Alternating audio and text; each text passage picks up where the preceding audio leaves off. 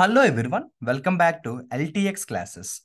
LTX క్లాసెస్లో మీ అందరికీ తెలిసినట్టు వేరియస్ కాంపిటేటివ్ ఎగ్జామ్స్కి సంబంధించిన కోర్సెస్ అనేవి మన యాప్లో అవైలబుల్గా ఉంటాయి.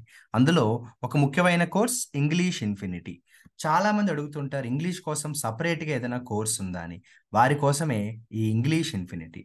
ఇంగ్లీష్ ఇన్ఫినిటీ అనే పేరులోనే ఇన్ఫినిటీ అని ఉంది. అంటే ఒక్కసారి ఫీజు పే చేస్తే చాలు, లైఫ్ టైం వ్యాలిడిటీ అనేది ఉంటుంది. సో ఈ ఇంగ్లీష్ ఇన్ఫినిటీ కోర్స్ అనేది అన్ని ఎగ్జామ్స్కి హెల్ప్ అవుతుంది. సిసాట్ దగ్గర నుంచి ఐబిపిఎస్ వరకు, సిజిఎల్ దగ్గర నుంచి టిఎస్పిసి, ఏపీపీఎస్సి, ఇలా అన్ని కాంపిటేటివ్ ఎగ్జామ్స్కి ఇంగ్లీష్ ఇన్ఫినిటీ కోర్స్ అనేది చాలా హెల్ప్ అవుతుంది. సో లైఫ్ టైం యాక్సెస్ అనేది మీకు ఇస్తారు. కాబట్టి మళ్ళీ మళ్ళీ మీరు జాయిన్ అయ్యి అమౌంట్ వేస్ట్ చేసుకోవాల్సిన అవసరం ఉండదు. ఇంగ్లీష్ ఇన్ఫినిటీ కోర్స్ని మిస్ అవ్వకండి. ప్రస్తుతం ఇంగ్లీష్ ఇన్ఫినిటీ కోర్స్ అనేది డిస్కౌంట్ ఆఫర్లో కనిపిస్తుంది. ఎలా అయితే ఇంగ్లీష్ ఇన్ఫినిటీ కోర్స్ గురించి నేను చెప్పాను, ఎల్టీఎక్స్ క్లాసెస్లో రకరకాల కోర్సెస్ ఉంటాయి. బ్యాంక్ ఇన్ఫినిటీ, ఎస్ఎస్సి ఇన్ఫినిటీ, ఇలా రకరకాల కోర్సెస్ అనేవి ఉంటాయి. మీకు నచ్చిన కోర్స్ని మీరు ఏ ఎగ్జామ్కి అయితే ప్రిపేర్ అవుతున్నారో ఆ కోర్స్ని మీరు పర్చేస్ చేసుకోవచ్చు. నేను చెప్పినట్టు ప్రస్తుతం ఉన్న అన్ని కోర్సెస్ కూడా డిస్కౌంట్ ఆఫర్ అనేది ఉంది. ఈ డిస్కౌంట్ అనేది కొన్ని రోజులు మాత్రమే ఉంటుంది.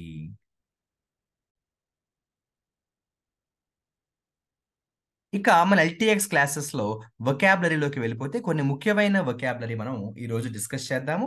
పేజ్ నెంబర్ 6 ఎడిటోరియల్ కాలంలో వచ్చిన కొన్ని వొకాబులరీ చూద్దాం. ఫస్ట్ ఆర్టికల్లోనే హెడ్లైన్స్ చూడండి. స్మోక్ అండ్ మిర్రర్ అని ఒక హెడ్లైన్స్ కనిపించింది. యాక్చువల్గా ఇది కూడా ఒక వొకాబులరీయే. స్మోక్ అండ్ మిర్రర్స్ అంటే కూడా అది ఒక వొకాబులరీ. ఇంకా చెప్పాలంటే అదొక ఇడియంగా మనం దాన్ని పిలుస్తాము. అదొక ఇడియం. మనకున్న ముఖ్యమైన ఇడియమ్స్లో ఈ స్మోక్ అండ్ మిర్రర్స్ అనేది ఒక ఇంపార్టెంట్ ఇడియం. ఇంతకీ దాని మీనింగ్ ఏంటో చెప్పండి సార్ అంటారా? ఏమీ లేదమ్మా. మనం నిజాన్ని అబద్ధంగా, అబద్ధాన్ని నిజంగా మార్చడాన్ని స్మోక్ అండ్ మిర్రర్స్ అంటాం. రాసుకోండి, మిస్లీడ్ ద ఇన్ఫర్మేషన్ అని రాసుకోండి. అంటే అసలైన ఇన్ఫర్మేషన్ని మనం ఇష్టం వచ్చినట్టు మార్చి పారేయడం. మనకు కావాల్సినట్టుగా ఇన్ఫర్మేషన్ని మనం మ్యానిపులేట్ చేస్తే స్మోక్ అండ్ మిర్రర్స్ అంటాము. ఇంట్రిక్స్ అన్నారు చూడండి. ఇంట్రిక్స్ అంటే సింపుల్గా చెప్పాలంటే మన అవతల వాళ్ళను మోసం చేయడానికి ఏదైనా ఒక సీక్రెట్ ప్లాన్ వేసామనుకోండి, దాన్ని ఇంట్రిక్స్ అంటాం అనమాట. ప్లాట్ అనొచ్చు, ట్రాప్ అనొచ్చు, బెయిట్ అని కూడా అనొచ్చు. ఇంకా అచ్చ తెలుగులో చెప్పాలంటే రాజకీయ ఎత్తుగడలు అంటాం కదా, అలా అనమాట. ఇంట్రిక్స్ అనేది చాలా ఇంపార్టెంట్ వర్డ్గా మనం నేర్చుకోవచ్చు. మనకి ఇంగ్లీష్లో వన్ వర్డ్ సబ్స్టిట్యూట్స్లో ఒక ఇంపార్టెంట్ వన్ వర్డ్ సబ్స్టిట్యూట్ ఇది చూడండి. ప్యాట్రియార్క్. ఏ ఫ్యామిలీలో అయితే మగవాళ్ళు కంట్రోల్ అందరినీ చేస్తారో దాన్ని ప్యాట్రియార్క్ అంటాం. అంటే మేల్ హెడ్, మగవాళ్ళు హెడ్గా ఉంటే దాన్ని ప్యాట్రియార్క్ అంటాము. ఒక ఫ్రేజల్ వర్బ్ వచ్చింది చూడండి, స్ప్లింటర్డ్ అవే. స్ప్లింటర్డ్ అవే అంటే వదిలేసి వెళ్ళిపోవడం. స్ప్లింటర్డ్ అవే అంటే ఏంటంటే వదిలేసి వెళ్ళిపోవడం. లీవ్ అని రాసుకోండి. హార్డ్లీ అంటే చెప్పకపోయినా మీ అందరికీ తెలుసు. హార్డ్లీ అంటే చాలా అరుదుగా, రేర్లీ అంటాం. హార్డ్లీ అంటే చాలా అరుదుగా, రేర్లీ అంటాం. ఏమంటాం?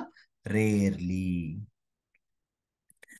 ఒక చోట మెల్ట్ డౌన్ అనే ఒక ఎక్స్ప్రెషన్ కనిపించింది. మెల్ట్ డౌన్ అంటే ఇక్కడ ఐస్ గడ్డ కరిగిపోవడం లాంటిదే అనుకోండి ఆల్మోస్ట్, కానీ అటువంటిది కాదు. మరి ఇక్కడ ఈ సెంటెన్స్ ప్రకారం మెల్ట్ డౌన్ అంటే ఏంటంటే పాడైపోవడం, బ్రేక్ డౌన్ అంటాం కదా, అలా అనమాట. ఇంకా చెప్పాలంటే డిస్టర్బెన్స్ అని కూడా అంటాం. ఏదైనా ఒక రకమైన సమస్య వస్తే దాన్ని మనం మెల్ట్ డౌన్ అని కూడా చెప్పచ్చు, బ్రేక్ డౌన్ అని కూడా అనొచ్చు. మీ అందరికీ తెలిసే ఉంటుంది, అయినా చెప్తున్నాను. నెఫ్యూ అంటే మేనల్లుడు. నెఫ్యూ అంటే మేనల్లుడు. డిఫెక్ట్ అంటే ఒక మనిషిలో ఉండే మైనస్ పాయింట్ ఉంటుంది, ఆ డిఫెక్ట్ గురించి చెప్పట్లేదు వీడు. డిఫెక్టర్ అంటే వలస వెళ్ళిపోయేవాడు. అంటే ఒక పార్టీ నుంచి ఇంకో పార్టీకి మూవ్ మూవ్ అయిపోతారు కదా కొంతమంది, అలా వెళ్ళిపోయే వాళ్ళని ఏమంటామంటే డిఫెక్టర్ అంటాం. ఓ అంటే ప్రామిస్, వాగ్దానం. వాగ్దానం. స్ప్లింటర్ గ్రూప్ అంటే ఎవరైతే వెళ్ళిపోతారో వాళ్ళు. ఇందాక చెప్పాను కదా స్ప్లింటర్. ఇంప్లై అంటే మనకి ఏం అర్థమైందో దాన్ని ఇంప్లై అంటాం. అంటే ఇన్ఫిరెన్స్. ఇంప్లై అంటే అర్థం ఏంటంటే ఇన్ఫిరెన్స్. మనకి అందులోంచి ఏ విషయం అయితే అర్థమైందో దాన్ని మనం చెప్పేటప్పుడు ఇంప్లై అంటాము. టెసీట్ అండర్స్టాండింగ్. టెసీట్ అంటే పరోక్షంగా, ఇండైరెక్ట్ అని రాసుకోండి. టెసీట్ అండర్స్టాండింగ్ అంటే ఇండైరెక్ట్ అండర్స్టాండింగ్. డైరెక్ట్గా కాకుండా ఇండైరెక్ట్గా చెప్పడాన్ని మనం ఏమంటామంటే టెసీట్ అండర్స్టాండింగ్ అంటాం. ఏమంటాం? టెసీట్ అండర్స్టాండింగ్ అంటాం. మీ అందరికీ తెలిసిన వర్డ్ అయి ఉంటుంది, అయినా కూడా చెప్తున్నాను. పెర్సెప్షన్. పెర్సెప్షన్ అంటే ఒక మనిషికి ఉండే అభిప్రాయం, opinion, the way of thinking అని కూడా అనొచ్చు. The way of thinking, opinion అని రాసుకోండి. సోమర్ సాల్ట్ అంటే డైరెక్ట్ గా చెప్పాలంటే పిల్లి మొగ్గ వేయడం, పల్టీ కొట్టడం. ఇంగ్లీష్లో చెప్పాలంటే reverse position, jump in a reverse position. Reverse position అంటాం, రివర్స్ పొజిషన్. మీ అందరికీ తెలిసే ఉంటుంది, అయినా చెప్తున్నాను. ఎక్యూజ్ అంటే విమర్శించడం, బ్లేమ్ చేయడం. ఎక్యూజ్ అంటే బ్లేమ్ చేయడం. ఎక్యూజ్ అంటే ఏంటమ్మా? బ్లేమ్ చేయడం, విమర్శించడం అంటాం. ఏమంటాం? విమర్శించడం. విమర్శించడం. ఎలి అంటే ఏంటో చెప్పండి. మీరు ఎప్పుడైనా ఎలియన్స్ అంటే విన్నారా? ఎలియన్స్, ఎలి రెండు ఒకటేనా? ఎస్, ఒకటే. ఎలి అంటే ఫ్రెండ్షిప్ లాంటిది. ఎలి అంటే ఫ్రెండ్షిప్ అని రాసుకోండి. ఎలియన్స్ అన్నా ఎలి అన్నా ఒకటే. ఎలియన్స్ అన్నా ఎలి అన్నా ఒకటే, ఫ్రెండ్షిప్ లాంటిది అనుకోండి. Okay, friendship. మీరు ఫ్రెండ్షిప్ అని రాసుకున్నా ఇబ్బంది లేదు. తర్వాత చూడండి, స్టంగ్ అన్నారు వీళ్ళు. కనిపించిందా మీకు? స్టంగ్ ఎక్కడుందో? ఇదిగోండి, స్టంగ్ అన్నారు. యాక్చువల్గా స్టంగ్ అనేది స్టింగ్కి పాస్ట్ టెన్స్ అమ్మా. స్టంగ్ అనేది ఏంటంటే స్టింగ్కి పాస్ట్ టెన్స్. స్టింగ్ అంటే యాక్చువల్గా గొచ్చడం అంటాను చూసారు, ఎవరినైనా కూడా హర్ట్ చేయడం, బాధించడం అంటాము. ఎవరినైనా కూడా మోసం చేయడం అని కూడా అనొచ్చు. Sting, stung, stung verbal forms అవి. వెర్బల్ ఫార్మ్స్ అవి. Sting, stung, stung. స్టింగ్ అంటే గుచ్చడం, ఎవరినైనా బాధ పెట్టడం. బ్యాండ్ వ్యాగన్, మనకి ఇంగ్లీష్లో ఇడియమ్స్లో ఒక ముఖ్యమైన ఇడియం ఉంటుంది, మీకు గుర్తుండే ఉంటుంది. జంప్ ది బ్యాండ్ వ్యాగన్ అంటాం. ఒక రకంగా చెప్పాలంటే ట్రెండ్, పాపులర్ ట్రెండ్. ఎలక్షన్స్ దగ్గరికి వచ్చేటప్పుడు జంప్ జినాలీలు ఎక్కువ అయిపోతూ ఉంటారు కదా, అలాంటి దాన్ని పాపులర్ ట్రెండ్ అంటాం. Band wagon. మీకు జంప్ ది బ్యాండ్ వ్యాగన్ అనే ఒక ఇడియం ఉంటుంది, గుర్తుందని అనుకుంటున్నాను. తర్వాత ఒక ఫ్రేజల్ వర్బ్ వచ్చింది. విచిత్రంగా ఈ రోజు ఈ ఆర్టికల్లో మనకి ఇడియమ్స్, ఫ్రేజల్ వర్బ్స్ చాలానే వచ్చాయి. Cross over. క్రాస్ ఓవర్ అంటే ఏం కాదు, the point of crossing from one side to the other. లేదు, ఇంకోలో కూడా ఎలా చెప్పచ్చు అంటే the process of achieving success. విజయం సాధించే ప్రక్రియను ఏమంటామంటే క్రాస్ ఓవర్ అంటాం. లేదంటే ఒక స్టైల్ నుంచి ఇంకో స్టైల్కి మార్చుకోవడాన్ని క్రాస్ ఓవర్ అని కూడా అంటాం. క్రాస్ ఓవర్ అని కూడా అంటాం. ఇలా చూసుకుంటూ వెళ్తే మనకి ఆ తర్వాత దాదాపుగా ఒక 5-6 లైన్స్లో పెద్దగా వొకాబులరీ ఏమీ లేదు. కాకపోతే ఇక్కడ స్టార్టింగ్లో ఎంబ్రేజ్ అనే వొకాబులరీ కనిపించింది. ఎంబ్రేజ్ అంటే ఎవరికైనా కూడా ధైర్యాన్ని ఇవ్వడం, సపోర్ట్. ఎంబ్రేజ్ అంటే ఏంటంటే ఎవరికైనా కూడా ధైర్యాన్ని ఇవ్వడం, సపోర్ట్ ఇవ్వడం, దగ్గరికి తీసుకునే వాళ్ళకి ధైర్యాన్ని ఇవ్వడం. సపోర్ట్ అంటాం. ఏమంటాము? సపోర్ట్. ఇలా మనం చూసుకుంటూ వెళ్తే ఫస్ట్ పారాగ్రాఫ్ లో ఒక వొకాబులరీ కనిపించింది, ప్రపోనెంట్. ప్రపోనెంట్ అంటే సపోర్ట్, సపోర్టర్. ఎవరైతే మద్దతు ఇస్తాడో, సపోర్ట్ ఇస్తాడో అలా ఇచ్చే వాళ్ళని ఏమంటామంటే ప్రపోనెంట్ అంటాము, సపోర్టర్. ప్రపోనెంట్ అంటే ఏంటమ్మా? Supporter, supporter. రిటైన్ అంటే గెట్ బ్యాక్. రిటైన్ అంటే అర్థం ఏంటంటే గెట్ బ్యాక్, లేదంటే వదులుకోకుండా. హోల్డ్ అని రాయండి. గెట్ బ్యాక్ అని రాయడం కంటే హోల్డ్ అని రాయండి. అంటే వదులుకోకుండా పట్టుకోవడాన్ని ఏమంటామంటే రిటైన్ అంటాము.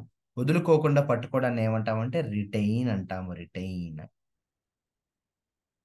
రిటైన్ అంటాం. ఓకేనా? లాస్ట్ లైన్లో చూడండి, ఫ్యాక్షన్ అన్నారు. ఫ్యాక్షన్ అనే దానికి ఒక సింపుల్ గా చెప్పాలంటే గ్రూప్ అనే అర్థం వస్తుంది. గ్రూప్ అంటాం, ఒక ఒక గుంపు అంటాం కదా, అలా.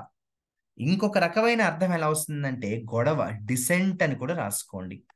ఒక యాంగిల్లోనేమో ఫ్యాక్షన్ అంటే గ్రూప్ అంటాము, గుంపు, కూటమి అంటాం కదా, అలా. ఇంకొక యాంగిల్లో ఎలా అంటే డిసెంట్ అంటాం. డిసెంట్ అంటే అర్థం ఏంటంటే వాడికి నాకు పడదు అంటాం కదా, గొడవ. అలా గొడవ కోసం మాట్లాడేటప్పుడు కూడా మనం ఏమంటామంటే డిసెంట్ అంటాం. ఏమంటాము? డిసెంట్ అంటాము. చాలా ఇంపార్టెంట్ వొకాబులరీ మనం ఇక్కడ అన్ని కూడా డిస్కస్ చేసుకోవడం జరిగింది. అయితే ఇదే పేజ్ నెంబర్లో మనకి సెకండ్ ఆర్టికల్లో కూడా ఆ, కొన్ని వొకాబులరీ ఉన్నాయి, కానీ ఎక్కువ వొకాబులరీ అయితే లేవు. పోర్టబుల్ అంటే తెలుసు కదా, డ్రింకింగ్, తాగడానికి పనికొచ్చేదాన్ని పోర్టబుల్ అంటాము. పోర్టబుల్ అంటే తాగడానికి పనికొస్తుంది. Suitable to eat. Suitable to eat ఏమో ఎడిబుల్ అంటాము. సూటబుల్ టు డ్రింక్ ఏమో పోర్టబుల్ అంటాం. మీకు తెలుసు కదా, తాగడానికి పనికొస్తేనేమో పోర్టబుల్ అంటాము, తినడానికి పనికొస్తేనేమో ఏమంటాం మనం? ఎడిబుల్ అంటాము. ఈ సెకండ్ ఎడిటోరియల్ ఆర్టికల్లో మనకి సబ్స్టాన్షియల్ అనే ఒక వొకాబులరీ కనిపించింది. సబ్స్టాన్షియల్ అంటే సరిపడా, ఇనఫ్ అంటాం మనం. సబ్స్టాన్షియల్ అంటే సరిపడా. సరిపోతుంది అంటామే అలా అన్నమాట. కన్సిడరబుల్ అని కూడా అంటాం. టెన్యూర్ అంటే సమయం, కాల పరిమితి. టెన్యూర్ అంటే తెలుసు కదా, సమయం, కాల పరిమితి అంటాము. ఇలా మనం చూసుకుంటూ వెళ్తే ఈ పర్టికులర్ ఆర్టికల్ అయితే ఎక్కువ వొకాబులరీ ఏమీ లేవనే చెప్పాలి. ఒక వొకాబులరీ చెప్పి నేను వీడియో ముగిస్తాను. ఇంపెండింగ్ అంటే రాబోతున్నా, గోయింగ్ టు హ్యాపెన్, జరగబోతున్నా.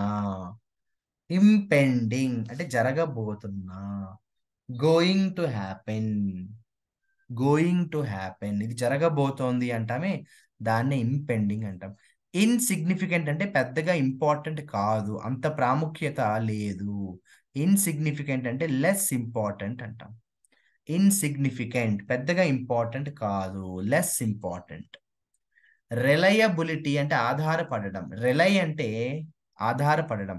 రిలయబిలిటీ అంటే ట్రస్ట్ ఫ్యాక్టర్ అని రాసుకోవచ్చు. నమ్మశక్యంగా, నమ్మకం. రిలయబిలిటీ అంటే ట్రస్ట్ ఫ్యాక్టర్ అని రాసుకోవచ్చు. రిలయబిలిటీ అంటే ట్రస్ట్ ఫ్యాక్టర్ అని రాసుకోవచ్చు. ఓవర్వెల్మింగ్, ఈ సెంటెన్స్ ప్రకారం ఓవర్వెల్మింగ్ అంటే చాలా ఎక్కువ అని అర్థం. ఈ సెంటెన్స్ ప్రకారం ఓవర్వెల్మింగ్ అంటే చాలా ఎక్కువ, లార్జ్, హ్యూజ్ అంటాం కదా అలా. అక్నాలెడ్జ్ చేయడం అంటే ఒప్పుకోవడం, ఎగ్రీ. అక్నాలెడ్జ్ అంటే ఎగ్రీ అని రాయండి. అక్నాలెడ్జ్ అంటే ఎగ్రీ, ఒప్పుకోవడం అంటాం. ఏమంటాం? ఒప్పుకోవడం అంటాం. అలా మనకి రెండు ఆర్టికల్స్ రెండు కూడా కలిపి నేను కొన్ని ఇంపార్టెంట్ వొకాబులరీ చెప్పడం జరిగింది. జాగ్రత్తగా వాటిని మీరు మీ రన్నింగ్ నోట్స్లో నీట్గా రాసుకోవాలి, బాగా స్టడీ చేయాలి.